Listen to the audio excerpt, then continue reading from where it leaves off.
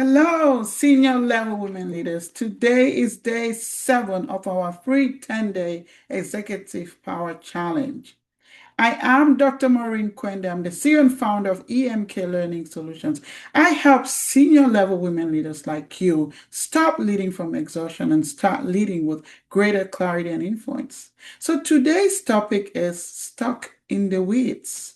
As a senior level woman leader, does that sound familiar? Are you stuck in the weeds?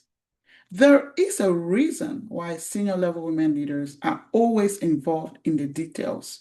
Now, they are very talented, experienced, they have the expertise, but there's an expectation for senior level women leaders to constantly prove themselves, to earn that seat at the table. So they're always stuck in the details instead of being strategic. This is a systemic issue. The organization has those unspoken scrutiny and unspoken expectations that expect these women to carry. They're exhausted. But what is this costing you? It's costing you your executive capacity. It's costing you your strategic thinking because now you're operating one level lower. So here's my challenge for you.